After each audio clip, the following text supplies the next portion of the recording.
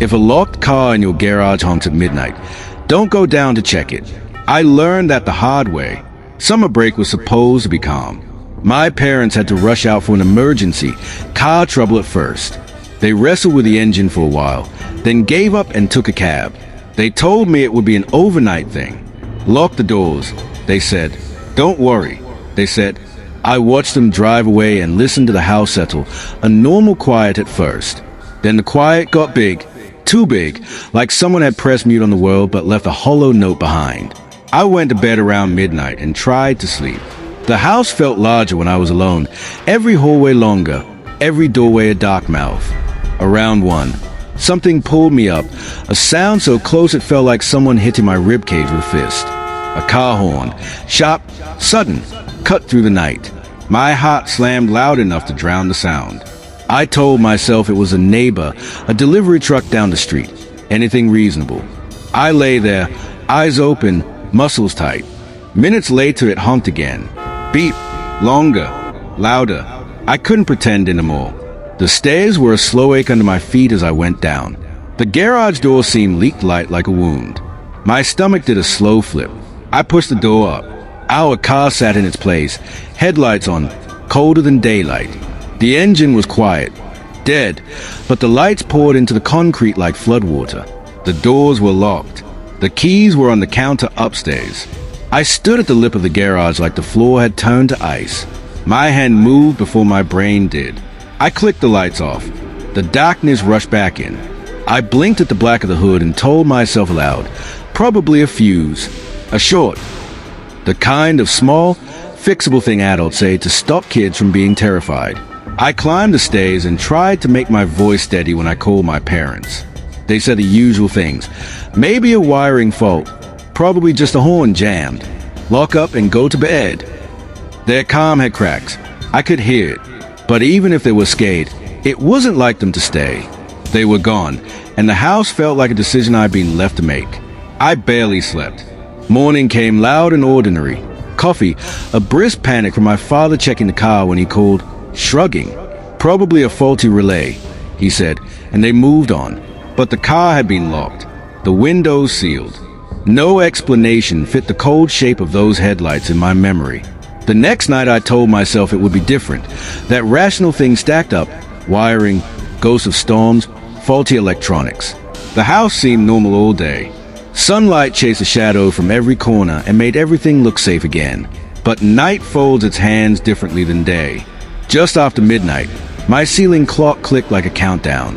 Then, beep, the horn again, louder than before, keening through wood and drywall. My throat closed. This time I moved faster. The stair treads were brittle under my feet.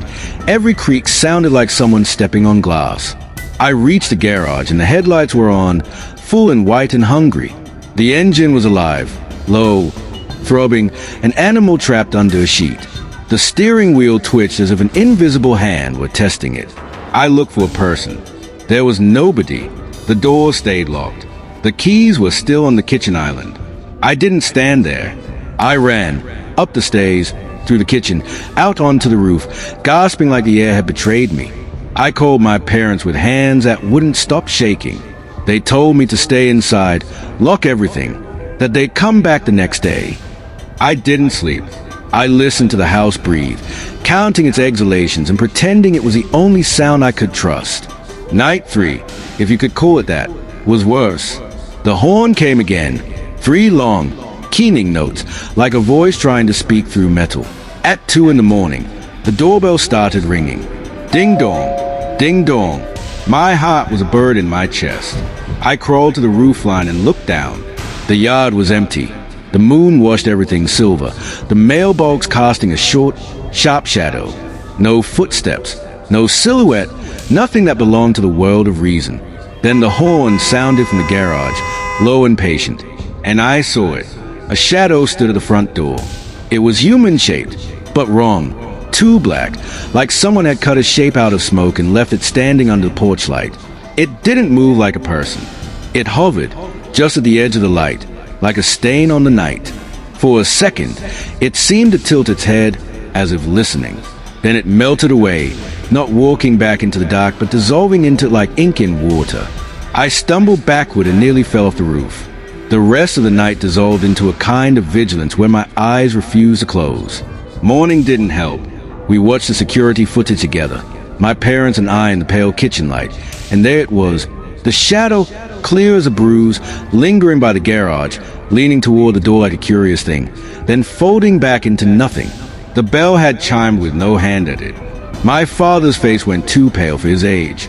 He didn't have to say the words. We all felt the same, cold and small.